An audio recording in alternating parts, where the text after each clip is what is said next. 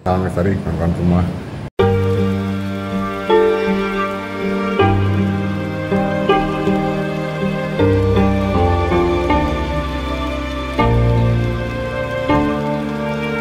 Lagi-lagi saya kali ini akan membahas pengalaman pribadi. Ini termasuk hal yang jarang saya pernah ceritakan di sosial media, tapi kalau di kawan-kawan masa-masa kuliah dulu sering. Saya nggak tahu pelajaran ini, pengalaman saya ini akan jadi pelajaran juga buat kawan-kawan sekarang, terutama khususnya yang sedang menggeluti kiri, lagi ngefans-ngefansnya dengan Karma, lagi ngefans-ngefansnya dengan aksi massa, lagi ngefans-ngefansnya sama Madilo. Pergulatan ini terjadi sebenarnya pada saat saya mulai menyelam teramat sangat dalam. Pasca stressing setelah saya aksi di kampus dan kemudian mendapat intimidasi, bahkan ada beberapa hal yang di luar nalar gitu. Karena kami mikir waktu itu aksi kami cuma di sebatas sebuah kampus, perlawanan dengan isu demokratisasi, dengan hak-hak mahasiswa yang diberi janji manis oleh fasilitas dan segala macam. Ternyata itu betul-betul sangat mengganggu penguasa kampus pada hari itu. Ada beberapa di antara saya dan kawan-kawan saya yang mengalami tekanan dari pihak mana saya nggak bisa menyebutkan pasti. Yang pasti kami pernah mendapatkan intimidasi, bahkan lagi di atas motor pun pernah dipepet sama orang tidak dikenal. Lepas dari euforia aksi massa di kampus pada saat itu, akhirnya saya dikirim patah mencari jalan masing-masing lah. Tapi sebelumnya saya sempat ikut beberapa kali NGO yang kebetulan Fatah ngajak gitu. Dari NGO ke aksi massa selanjutnya, sampai pernah ikut mengorganisir petani di salah satu daerah di Sumatera Barat. Mulai merasakan bahayanya belajar atau membaca buku kiri atau filsafat terlalu dalam. Sampai di suatu titik saya sempat, dan astagfirullah, saya sempat meragukan eksistensi ketuhanan. Jadi ketika saya mengorganisir, saya melihat petani yang mempertahankan haknya harus dikalahkan dan harus direpresi oleh aparat, diculik. Bahkan di salah satu kampung yang saya pernah ikut terlibat di dalamnya, itu malah petaninya pernah mendapatkan perlakuan yang luar biasa. Itu terjadi pergulatan batin di dalam diri saya, itu luar biasa gitu. Saya sampai mikir, di mana Tuhan pada saat itu? Kenapa Tuhan membiarkan penindasan ini? Kenapa Tuhan membiarkan penjajahan ini yang dilakukan bukan oleh bangsa asing tapi oleh bangsanya sendiri? Pergulatan yang luar biasa sampai nyaris meragukan eksistensi ketuhanan. Saya berbaik sangka mungkin karena Tuhan teramat sayang sama saya, jadi Tuhan memberikan satu momentum yang luar biasa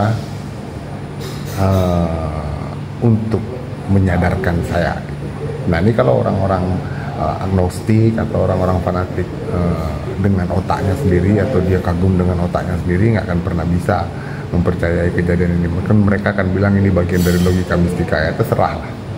Logika mistikanya, ya saya pernah turun ke jalan, saya pernah aksi massa, saya pernah ikut mengadvokasi masyarakat, saya pernah makan apa yang dimakan masyarakat, saya pernah tidur bersama masyarakat, saya pernah bekerja apa yang dikerjakan sama masyarakat.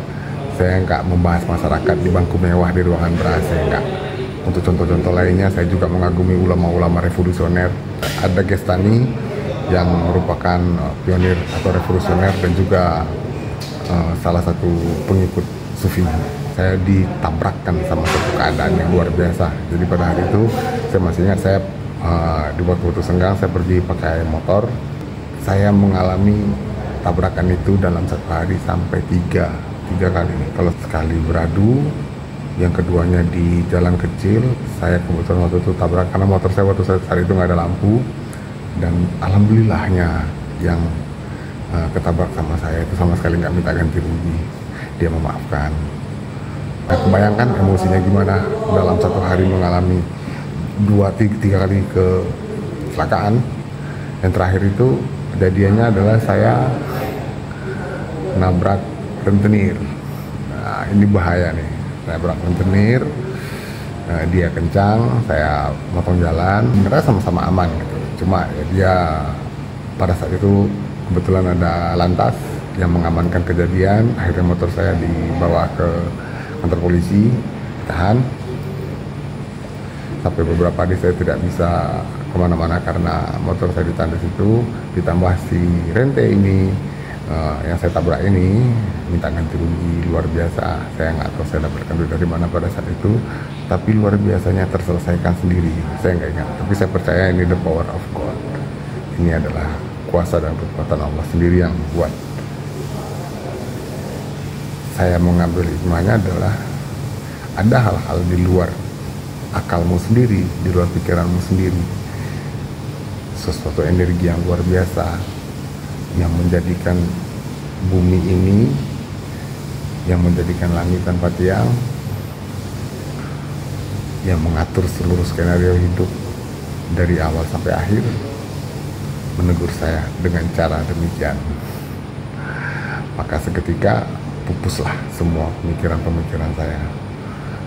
Sudahlah, waktu saat itu saya merasa sangat-sangat terasing karena saya merasa pemikiran-pemikiran yang saya ceritakan atau yang saya bahas itu direspon aneh oleh lingkungan saya, oleh kawan-kawan, bahkan oleh keluarga saya sendiri.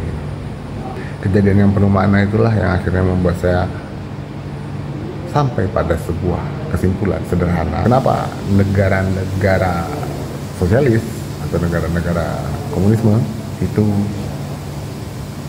akhirnya mereka tidak sampai kepada yang dicita-citakan oleh Karl Marx. Ya kan? Ternyata di negara-negara tersebut masih banyak orang miskin, masih banyak yang kesusahan mendapatkan akses pekerjaan. Ya, karena berpikir karma itu adalah menggunakan logika terbalik, ya jelas penyebab utamanya ini adalah semua kesalahan negara dalam mengelola daya alamnya sendiri. Ya, jadi persoalannya adalah keyakinan terhadap eksistensi yang lebih besar yang mengontrol dunia ini itu sudah tidak ada. Akhirnya blackout, jiwanya kosong.